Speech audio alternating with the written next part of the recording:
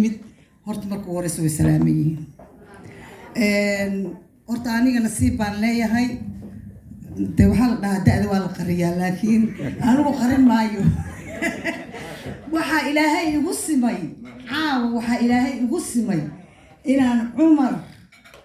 muxuu ahaay ka goobjoog ka ahaado hooyadiisii aabiis maanta iskursanayeen maantana aan goobjoog ka ahay isaga oo muxuu ahaay ka xildhibaan ma sha Allah ilaahay baa igu simay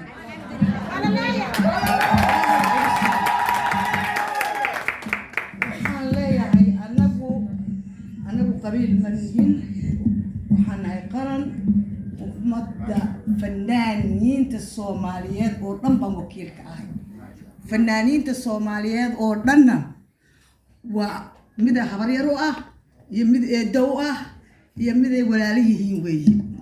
كل فنانين الصومالي رئيس حساب إلى رئيس كبور أنا وحنا يقول فنانينا أو عن قبيل لهين أو وضع مدخلنا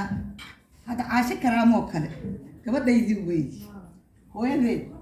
إلا ما أنت تبكر له حناي بانو إسكتشرين عنيني محن وهاي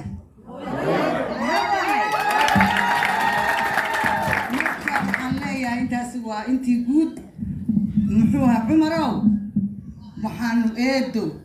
Umar waxaan ku leeyahay ilaahay kor Allah ka yeelo amiin ilaahay kor ha ka yeelo amiin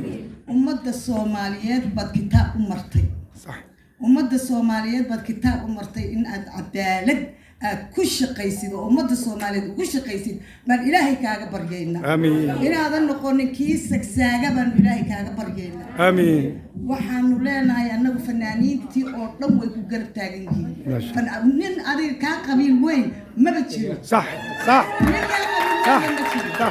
fanaaniinta Soomaaliya oo dhan baa ku wada garab taagan ma sha Allah ma garatay marka waxaan leeyahay horta ilaahay abaaraha Allah inaga kor qaado amiin ilaahay abaaraha inaga kor qaado amiin ummadeena way baaba'day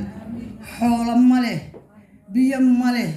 dad gaajay ku wada dhinteen ilaahay waxaan uga baryaynaa in ilaahay faraj khayr qaba in ilaahay ummadaas siiyo ilaahay uga baryaynaa amiin ya Allah amiin marka waxaan leeyahay mar labaad waxaan leeyahay sheekh hadalka isma fiicnina waxaan